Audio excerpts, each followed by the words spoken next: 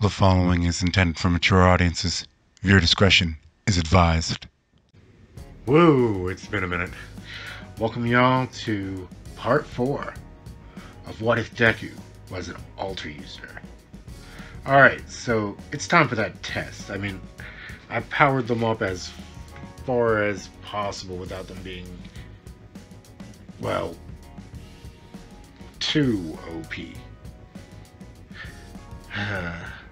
Tenya arrived early for the exams because he's Tenya.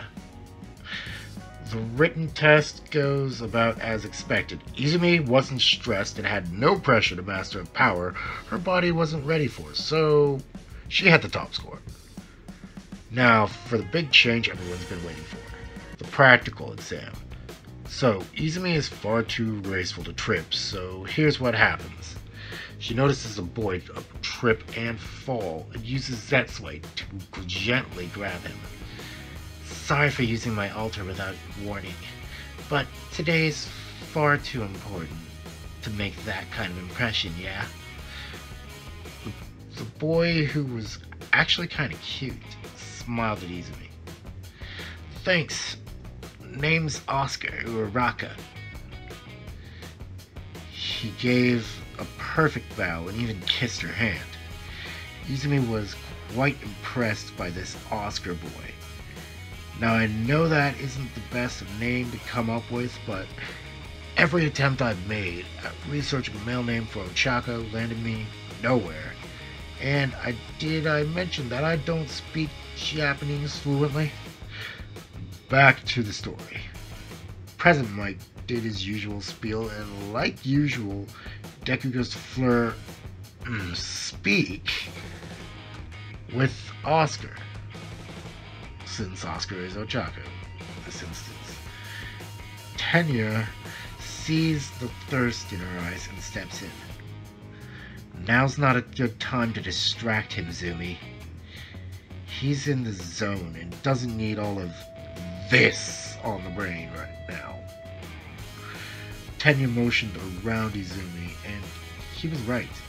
He's not exactly scolding her either, since All Might accidentally let the rules slip to, well, him and the Holy Trinity.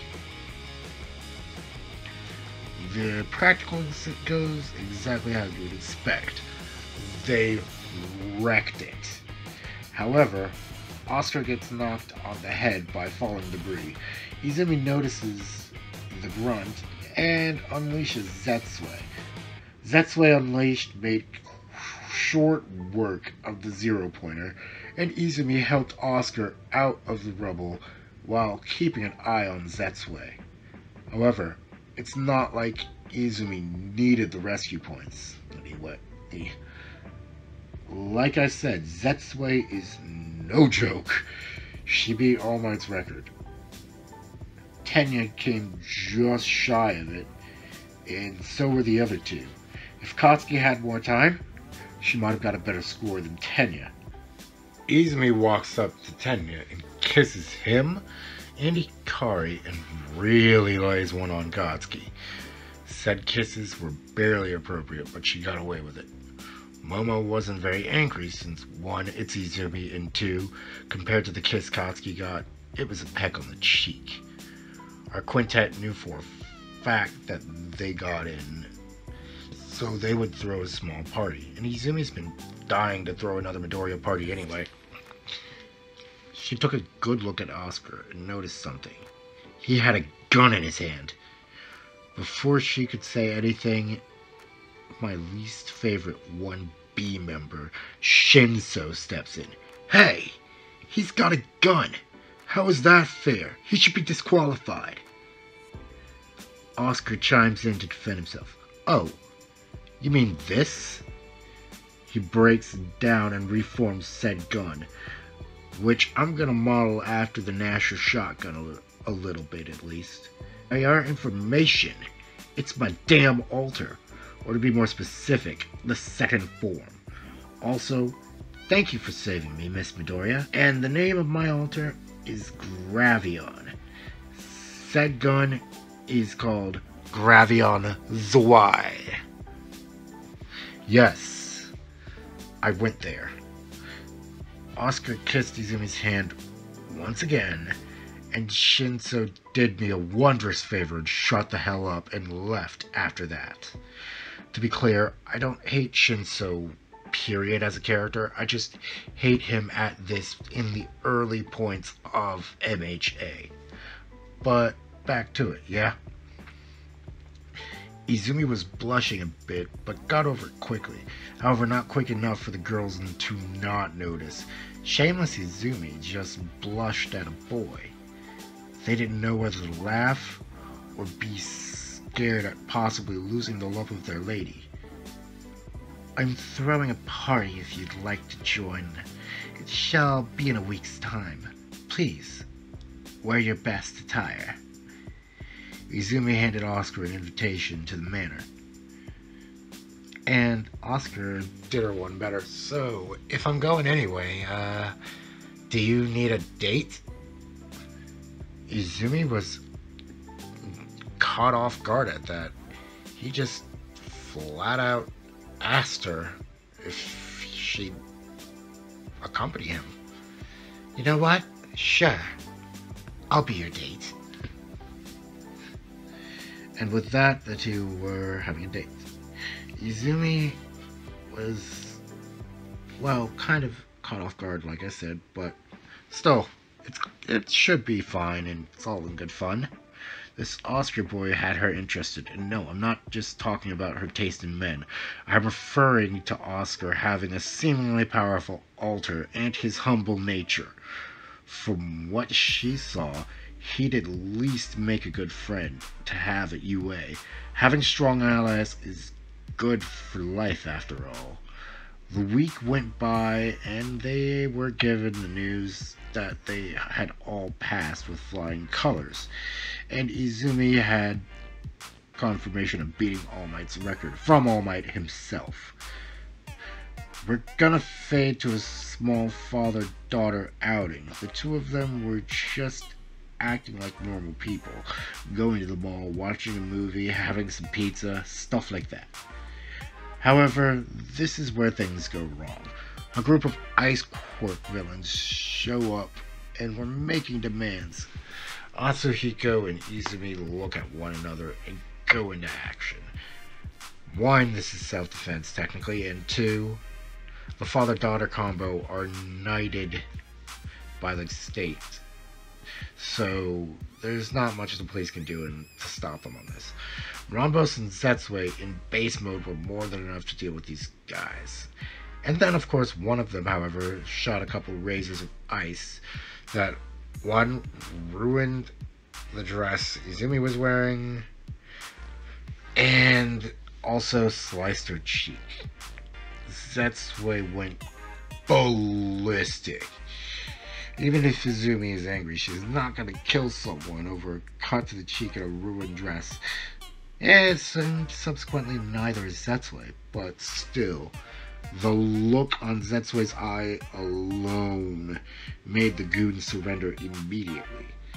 The shop owner flat out gifted Izumi with a jacket to cover her shame.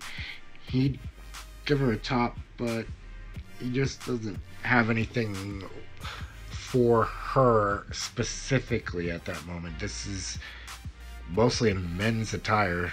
I mean, and she clearly has stated that she wants to wear women's clothing for the, well, majority. Now, said shop owner is going to be a good, and I mean good, friend of Atsuhiko. And once again, about that, Izumi has Amazonian proportions compared to the average Japanese woman, which is why Hikari makes her clothes most of the time for her. Now, the two obviously wait for the police to arrive and hand off the idiots. And then, of course, things go, well, back to normal. Because those idiots picked the wrong day and the wrong mall to rob. The mall's name is the Lotus Shopping Center, if that gives you an idea of what family owns that place. This place was one of the few areas that actually sold women's clothing that could actually fit Izumi. That wasn't, well, intended for men. Now, once again, I know I said he didn't have anything for her, but once again, that's because he's a men's clothing shop. This is where Atsuhiko gets most of his clothes. But, like I said, this dude is a good family friend and godfather to Izumi. So that jacket wasn't just a jacket, it was custom made for Izumi. And we'll get to the jacket in a minute, but right now, you know what, no, let's get to the jacket right now. The jacket was a black and green biker jacket with blue rose thorns adorning the jacket. Now, once again, this ain't no coincidence. He saw her dress, he knows she likes roses, so he did the best he could with it.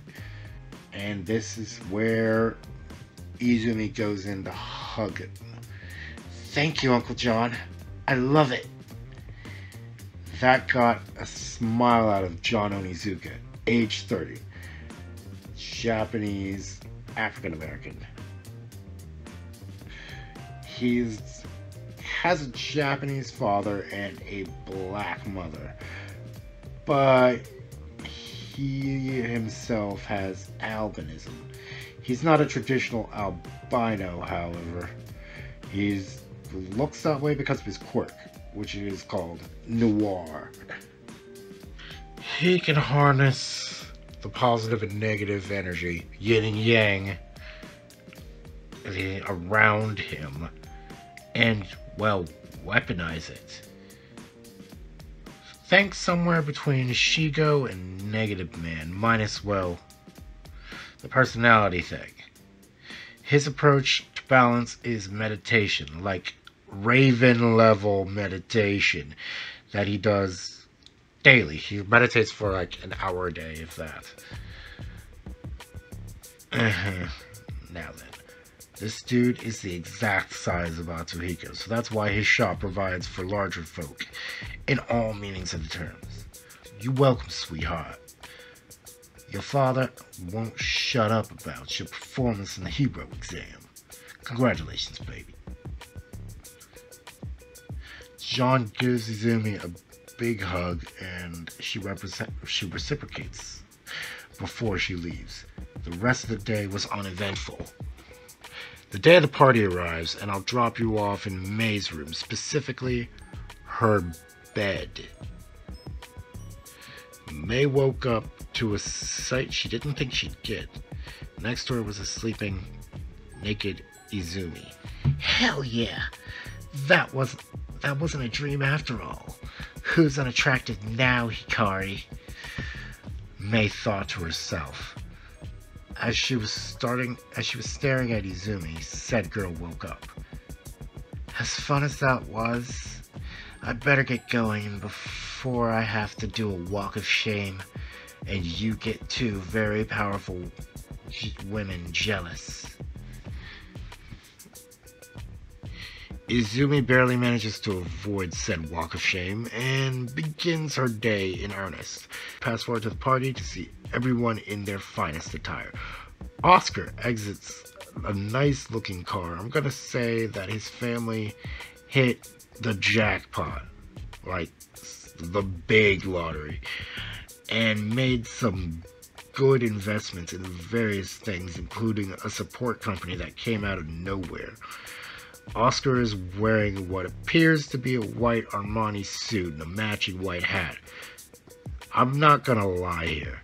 He's wearing the Smooth Criminal, and it seems to work well with what Izumi is wearing. Similar to her previous former attire, however, this one is a blue backless dress with some accents of white, and she's wearing green gloves this time around. So they kind of accidentally accidentally match?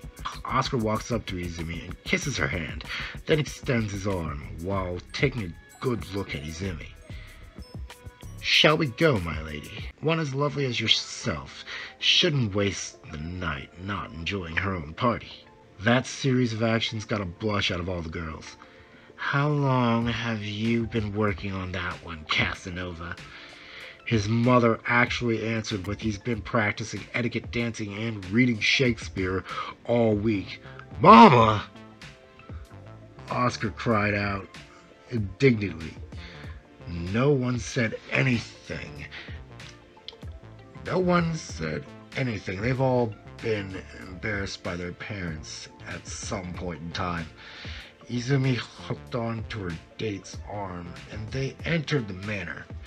Everyone who passed this year's exam for UA was invited to the party, regardless of what class they got into. To which, well, they didn't exactly know yet. They just knew they got in. This one's All Might's idea. All Might heard about the party and decided, why don't we announce the classes here? Specifically, the hero course. And Atsuhiko was like, that's a good idea. However, only if Izumi gets to do it with you. You've got a deal, Atsuhiko. And now, here's the thing, back to it. Now, I can say what I will about Shinso, but he's not going to make a fool of himself in an event like this. Izumi was having fun dancing with Oscar, Hikari, Katsuki, and even her father, not to mention Toshinori, for a small bit. Reina gave her son a small push. Go get him, killer! Shoto was slightly embarrassed, but extended his hand, to which Izumi gladly took. So, are you and that Uraraka boy an item?